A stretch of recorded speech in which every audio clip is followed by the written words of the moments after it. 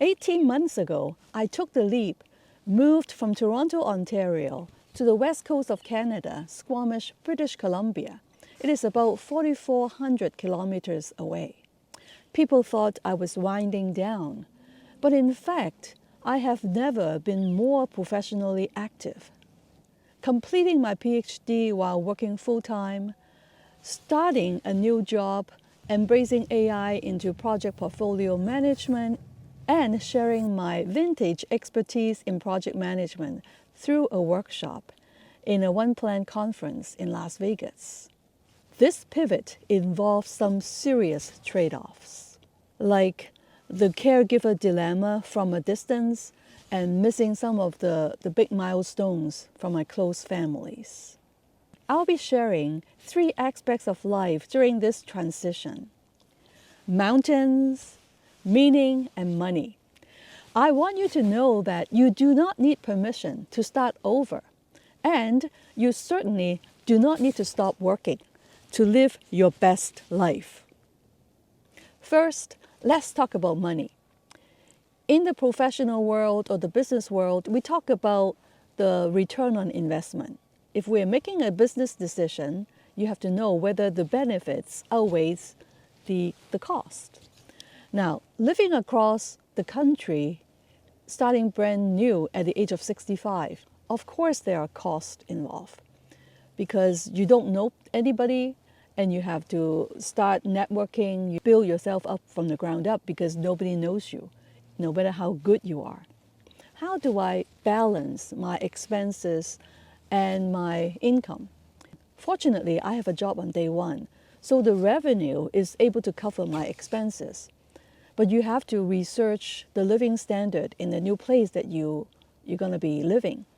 Things here are not cheap. On the other hand, you can also make choices so that you don't have to get sucked in. You can drink water instead of juice. You can cook your own food instead of buying out or calling Uber Eats. And you can buy secondhand stuff or no buy, and that's what I usually do. And then you can manage. But here, for example, you can get a donut for $5 in a nice bakery, but you can also get a donut for $2 something at Tim Hortons. Depends on what is your job market, the pay varies. But in general, I think Toronto pays better than in Vancouver. There are certainly less job opportunities in Vancouver. So finding a job here is challenging. But there is a way, and I would encourage you, if you're seriously looking, then try to link up with a friend or a family member, use their address showing that you intend to move to Vancouver. And what I did is, in my covering letter, as well as in my highlight in my resume, I made the note to say that I plan to relocate January 2000 something. So I gave them a date that I'm relocating anyways, so people don't think that you are shopping around and try to go to different places. With that intention, people may treat you differently while screening the resume. At least they won't throw it away, because usually if they see there's an out-of-town candidate, they will give preference to the people that are already living here in Vancouver. I'm not going to go deeper in the job hunting because I think that deserves another video, or you can consult other experts in career advising. But I want to share something about the money part in terms of the job stability. Even if you get a job, it doesn't mean that you can keep it, because if you're not performing, companies will let you go. The other thing is you can start a job as a consultant or a contractor so that you can prove your worth, and you can also network by at least entering into the workplace, and at least you show somebody that you are capable of doing certain things.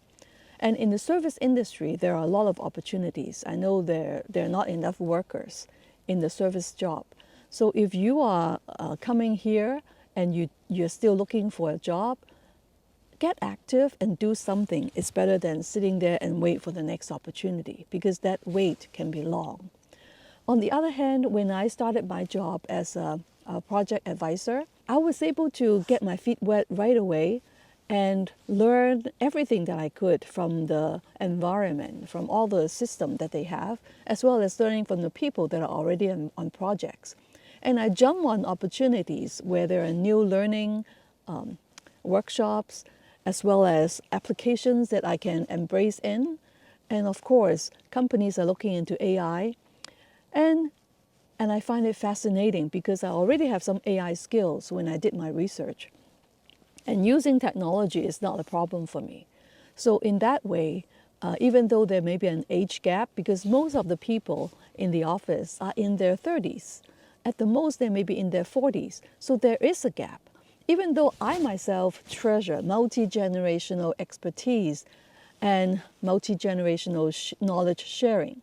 However, it is difficult when you're in the break room. Everybody is talking about where do they want to go skiing next week, or go to mountain biking, or seeing this movie or that concert. None of those are of my cup of tea. So how do you relate to them and connect to them while you feel invisible? Now, first of all, be open-minded, and it's not easy. On the other hand, be curious. Learn about their concerts, learn about their hobbies. There's nothing wrong to stay engaged.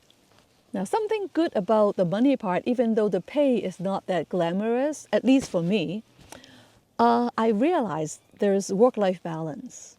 For my job is really good. So I get a few weeks off a year, and I got to go to Egypt last December with my husband and his siblings. So it was very good, and I don't feel that I'm rushed or being squeezed. I can come back here and work the next day. So things are pretty good, and I was still quite mobile and energized.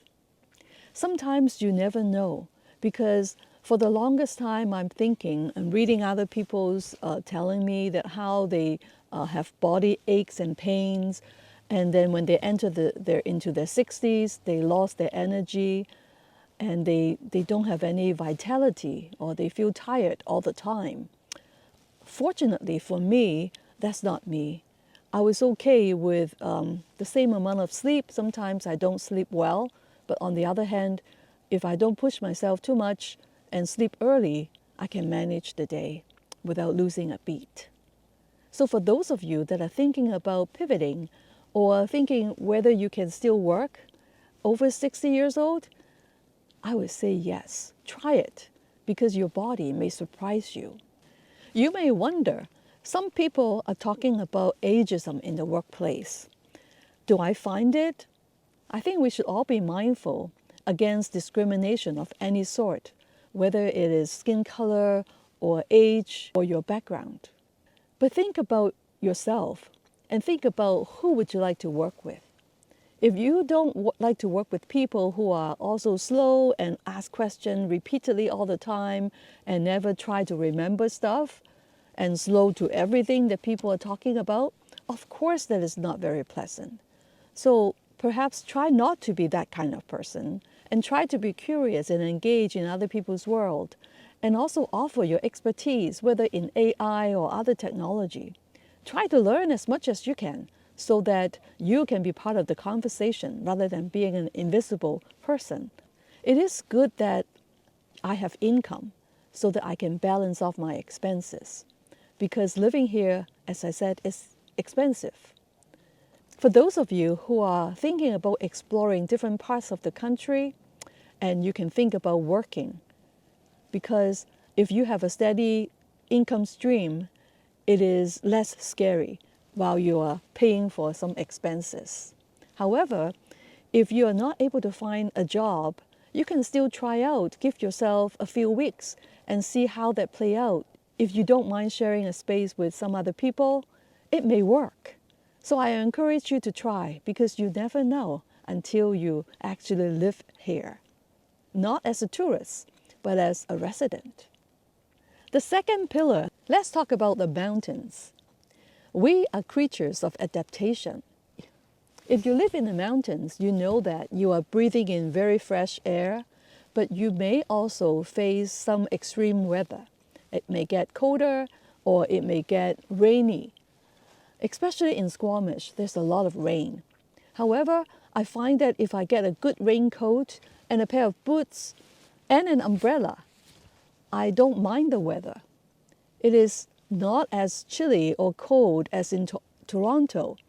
However, if you get used to the humidity, it is not too bad. And in fact, it is good in a way that you save on skin moisturizer. To live in a town like Squamish, it is easy to adopt simple living. For me, I do not drive here. I do not own a car. I don't even have to rent one because I go everywhere either walking or use my bike. To live in a town like Squamish, you really do not need a car. For me, I need to go to the office 2 days a week. The distance between Squamish and Vancouver is about 1 hour car ride. There's an app called Papa Ride where regular drivers will post a ride. You can pick the ride with the right time that suit you and you can just hop on. It is less than $15 a ride and it is very efficient. Even if I have to go to the airport, I do the same thing. I would take the Papa Ride to downtown Vancouver and then hop on the SkyTrain, and half an hour I'll be at the airport. Living here without the expense of a car, and I can walk or bike everywhere, it is really refreshing. Practicing minimalism and simple living here is not a sacrifice, and there are enough secondhand stores that I can go for some necessities like buy a bowl or plate.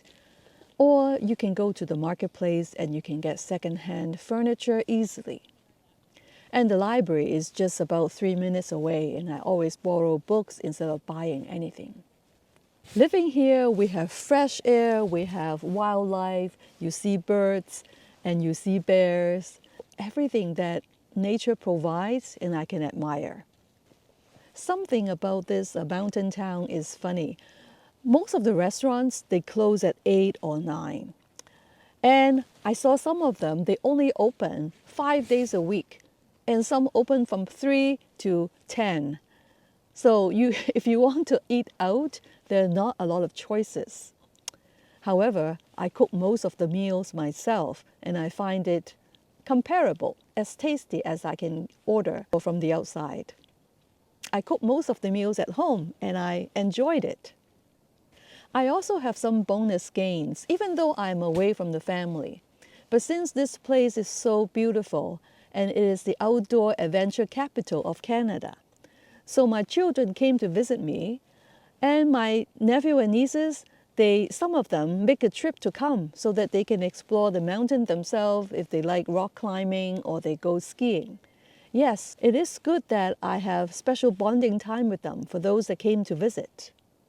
The best part of living in the mountains of this stage of my life is that I'm actually living the message from my book, Reimagine Your Retirement. I am blending the 3 stages of life in this 18 months. I have development, I learn a lot and grow a lot. I have production, meaning I contribute to the society I work. I have my role to play in the organization I work for.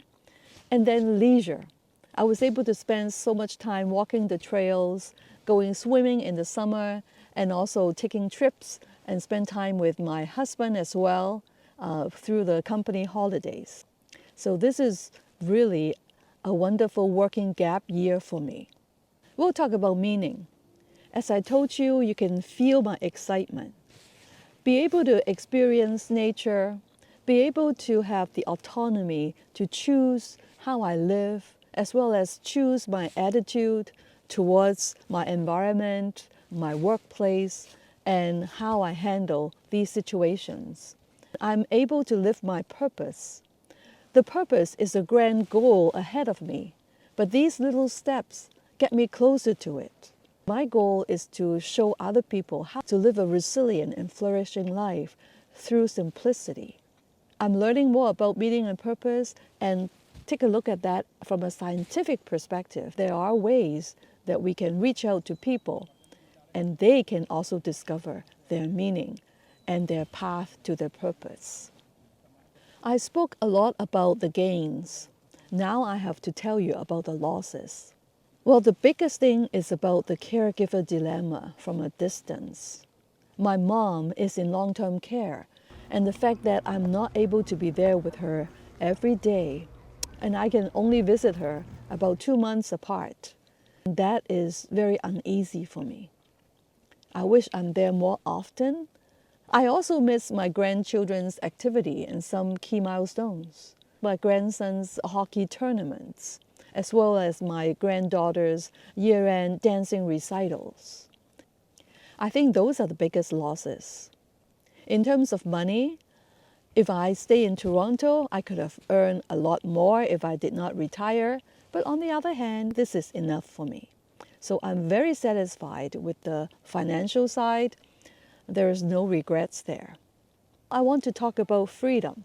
Most of us would like the autonomy to choose based on our wishes, not what other people prescribe for us. The power to choose, which is agency, has an expiry date. Because today, we are free to choose because I am still mobile, I have the energy, I have the vitality. When we lose our mobility, or when we have cognitive decline, our ability to choose may be not as available. The fact that I'm living here, it demonstrates to me that I can also choose to go back to my nest if it is necessary. And I'm not locked down. Knowing that gives me a lot of freedom to exercise what I can do now and to know that there's always the back door that I can go back. And I think that it is also a privilege because I know some of you may not be as fortunate. You may be very limited with your resources. But what I mean is that if you have a will to make it work and do the work to plan it out, it may be possible. And you cannot just assume that it won't work. Now, some idea about the second act. I know some of you are thinking about career pivots, and the word pivots means you have one foot on one ground and then you step your foot on a new territory. So you pivot means you just flip. Now that pivot takes a lot of courage. Pivot means you have still one foot on the other ground because you can always step back and go back.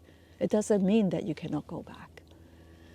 However, taking that leap takes courage. You would have that step of faith to know that, okay, let me try and see. And it is so worth it.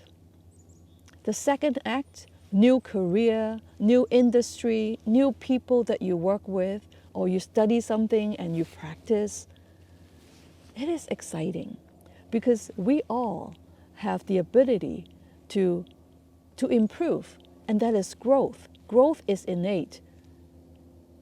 Whether you grow older or wiser, or you stay stagnant, it is a choice.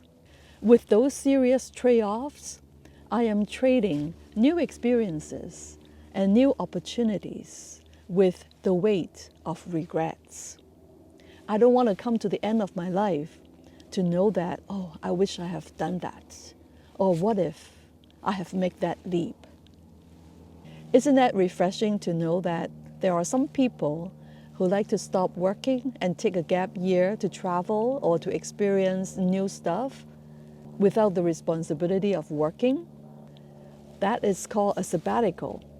Or you just take a break from your daily routines and concentrate on new experiences and exploring a different place. And that is great too. The alternative is you can still work. And while you work, you can still embrace growth and embrace leisure while you're off work. You don't have to stop working to start living a life that you cherish. For me, the 18 months has been the richest and most exciting time of my life. And I can focus on myself. Are you ready to take that leap? How does it sound for you? If you are over 50 and you feel stuck, what is that what if that you are considering to trade? I want to hear that in your comments. Until next time, cherish your moment, embrace your growth, and look for the sunshine.